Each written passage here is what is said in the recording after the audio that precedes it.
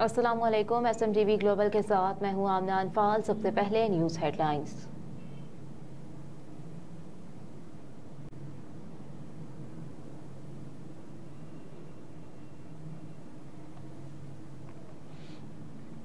पाकिस्तान है तो हम हैं, मुनासिब होगा सब अपने गिरेबानों में झांके। शहबाज शरीफ की कोयटा में मीडिया से गुफ्तगू, कहा कि पुख्ता सियासत सबको करनी चाहिए। पाकिस्तान है तो हम हैं, एक दूसरे को मोर्दे इल्जाम नहीं ठहराना चाहिए। सियासत बराए सियासत कौमी खिदमत नहीं कि आज अपने भाई नवाब असलम रईसानी और लश्करी रईसानी को मिलने आया हूँ। हमारा इस खानदान से 50 साल से ताल्लुक है। हमें मिलकर बलूचिस्तान सूबा खुशहाल बनाना है। मजीद कहा कि बलूचिस्तान की तरक्की के लिए मिलकर काम करेंगे। नवाब साहब जब लाहौर आते तो हमारे घर ही ठहरते थे। नवाब साहब ने कभी पाकिस्तान के खिलाफ बात नहीं की।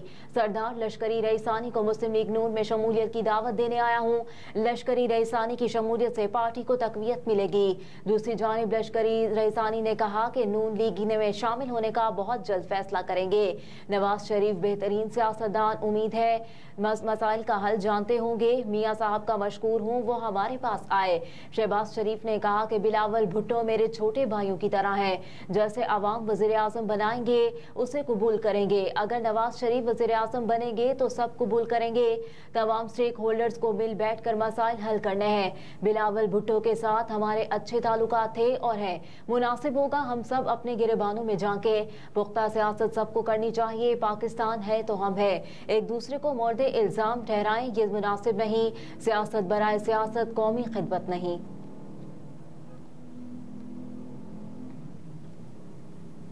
स्मगलिंग के खिलाफ हुकूमती क्रैकडाउन का सिलसिला जारी। हुकूमती इमा पर माह सितंबर से मुल्क भर में स्मगलिंग के खिलाफ ऑपरेशन का आगाज किया गया। 5 से 12 नवंबर तक के आदादोशुमार के मुताबिक मुल्क भर से कसीर मिकदार में ईरानी तेल, खाद, आटा और चीनी बरामद की गई। स्मगलिंग के खिलाफ ऑपरेशन के दौरान सिर्फ मुल्तान से 125.192 मैट्रिक टन खाद और 0.29 मिलियन लीटर तेल बरामद किया गया। कराची से 0.10 मिलियन लीटर ईरानी तेल बरामद हुआ, जबकि पेशावर से 1.451 मैट्रिक टन चीनी जब्त हुई। कोयटा से 0.208 मिलियन लीटर ईरानी तेल और 48.842 मैट्रिक टन चीनी बरामद की गई। मुतालिका इदारों ने 5 से 12 नवंबर के दौरान मुल्क भर में 15 से जायद कामयाब ऑपरेशन सर अंजाम दिए। 1 सितंबर से अब तक के आदादोशुमार के मुताबिक मुल्क भर से 2089 मैट्रिक टन चीनी, 198.355 मैट्रिक टन आटा, 1948 मैट्रिक टन खाद और 1.138 मिलियन लीटर ईरानी तेल बरामद हुआ। निगरान हुकूमत, तस्करी क़यादत और मुतल्लिका इदारे मुल्क भर से स्मगलिंग जैसे मर्ज से छुटकारा हासिल करने के लिए पुरअज़्म है।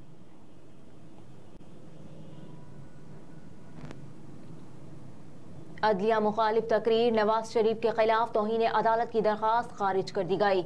नवाज शरीफ के खिलाफ 2018 के बयानात पर तौहीन अदालत की कार्रवाई की इस्तदा की गई थी। इस्लामाबाद हाई कोर्ट के चीफ जस्टिस आमिर फारूक ने नवाज शरीफ के खिलाफ दरखास्त की समाअत की। तहम दरखास्त गुजार शहरी अदनान इकबाल की जानिब से कोई भी पेश न हुआ।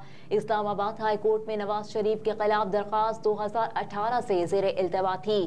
चीफ जस्टिस इस्लामाबाद आमिर फारूक ने नवाज शरीफ के खिलाफ दरखास्त अदम पैरवी पर खारिज कर दी।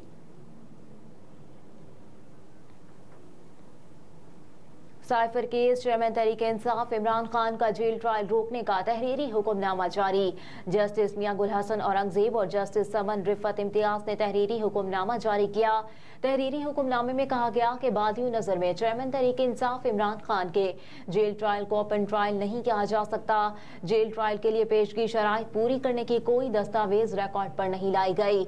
अगर ऐसी कोई दस्तावेज मौजूद है तो आइंदा समाअत पर अदालत में पेश की जाए। अटॉर्नी जनरल ने बताया कि वफाकी काबीना ने चेयरमैन तहरीक इंसाफ के जेल ट्रायल की मंजूरी दी है।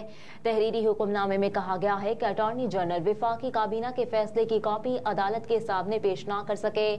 अटॉर्नी जनरल वो समरी भी पेश न कर सके जिसकी बुनियाद पर काबीना ने फैसला किया। केस के इंसाफ पर मबनी फैसले के लिए मतलूबा दस्तावेजात रिकॉर्ड पर लाना लाजिम है।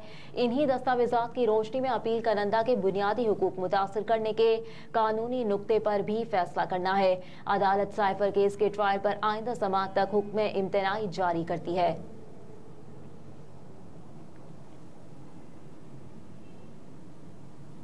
बिलावल हमें ना ही छेड़े तो बेहतर है। ख्वाजा साद रफीक का करारा जवाब। कहा कि बतौर वजीर अपने काम पर जमीर मुतमईन है। बिलावल हमें ना छेड़े तो बेहतर होगा। ख्वाजा साद रफीक ने समाजी राब्ते की वेबसाइट एक्स पर अपने पैगाम में चेयरमैन पीपल्स पार्टी बिलावल भुट्टो को मुखातिब करते हुए लिखा, बिलावल भुट्टो साहब, आपने सवाल उठाया है तो जवाब सुन लें।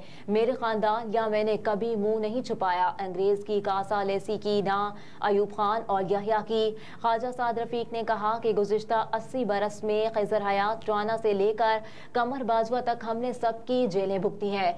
भुट्टो मरहूम की सिविल आमरीत में वालिद ने जान दे दी। जिया आमरीत में मुझे 3 बार जेल जाना पड़ा। मुशर्रफ आमरीत से लड़े, जेलें काटी, जिस्मानी तशद्दुद सहा, वालिदा की जान गई।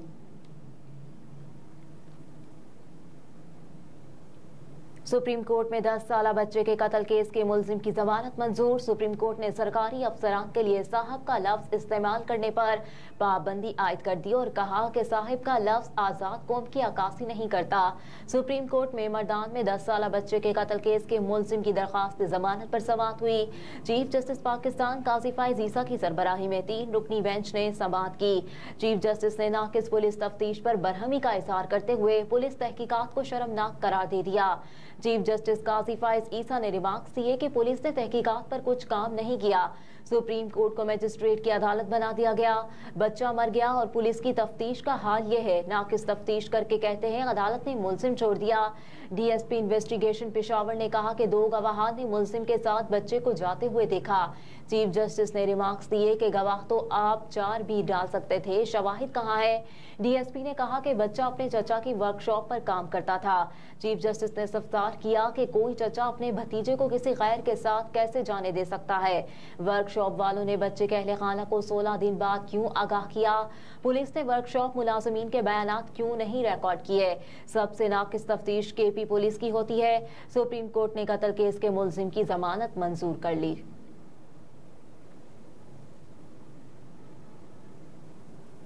हुकूमत का बैंकों के मुनाफे पर 40% विंडफॉल टैक्स लगाने का फैसला।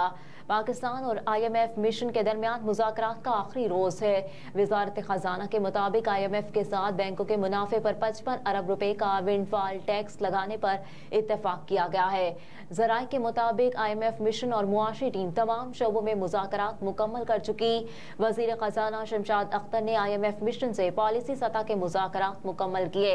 वजारत खजाना ने कहा कि IMF मिशन और मुआशी टीम की जानिब से MEFP ड्राफ्ट आज तैयार किए जाने का इम्कान है।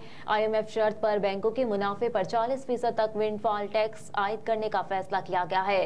बैंकों के मुनाफे पर विंडफॉल टैक्स माली साल 2021 और 22 के लिए लगाया जाएगा। बैंकों के मुनाफे पर विंडफॉल टैक्स लगाकर आइंदा माह के दौरान वसूली की जाएगी।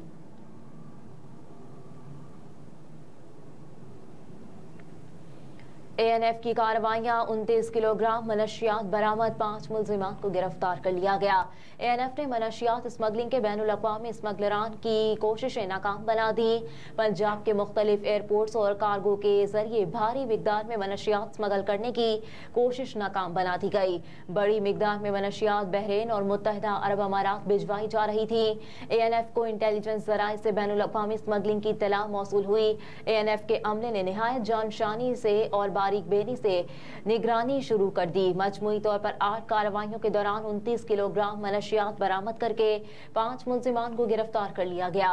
रावलपिंडी में वाक़े कोरियर ऑफिस में 2 अदद शैम्पू की बोतलों में छुपाई गई 400 ग्राम आइस बरामद हुई। मज़कूरा पार्सल रावलपिंडी से बहरीन के लिए बुक किया गया था। मुल्क भर में असलहा फरोख्त पर पाबंदी आयद नोटिफिकेशन जारी कर दिया गया। वजारत दाखिला ने मुल्क भर में असलहा फरोख्त पर पाबंदी आयद कर दी है। इस हवाले से बाज़ाब्ता नोटिफिकेशन भी जारी कर दिया गया। नोटिफिकेशन में वजारत दाखिला ने कहा है कि पाकिस्तान ऑर्डिनेंस फैक्ट्री के अलावा डीलर की रसीदें काबिल कबूल नहीं। असलहा डीलर्स ममनुआ बोर हथियार फरोख्त नहीं कर सकते। नोटिफिकेशन के मुताबिक असलहा डीलर लाइसेंस होल्डर्स को भी ममनू बोर हथियार फरोख्त नहीं कर सकते। लाइसेंस होल्डर सिर्फ पाकिस्तान ऑर्डिनेंस फैक्ट्री से असलहा खरीद सकते हैं और लाइसेंस पाकिस्तान ऑर्डिनेंस से खरीदे गए असलहे का ही बनेगा। POF के अलावा किसी डीलर से खरीदे गए असलहे का लाइसेंस नहीं बनेगा। और अमरीकी सदर जो बाइडेन ने कहा कि यरगमालियों की रिहाई के बदले में इसराइल 3 से 5 दिन तक आरजी जंगबंदी के लिए तैयार है। तफसीलात के मुताबिक 7 अक्टूबर से मजलूम फलस्तीनियों पर इसराइल की जारहियत का सिलसिला जारी है, जिसमें अब तक हजारों फलस्तीनी शहीद हो चुके और बेशुमार इसराइली और फलस्तीनी दोनों तरफ से यरगमाल बनाए जा चुके हैं। यरगमालियों की रिहाई और जंगबंदी पर फलस्तीन और इसराइल हुकाम में मुज़ाकरात का सिलसिला जारी है। व्हाइट हाउस में गुफ्तगू करते हुए अमरीकी सदर जो बाइडेन ने कहा कि यरगमालियों की रिहाई के लिए बातचीत में शामिल लोगों से रोज बात होती है। सदर जो बाइडेन ने मजीद कहा कि यकीन है कि ऐसा होने वाला है, लेकिन मैं तफसीलात में नहीं जाना चाहता। हेडलाइंस आप जान चुके, इसके साथ ही न्यूज स्टूडियो से फिलवक्त इतना ही। आप देखते रहिए SMTV ग्लोबल।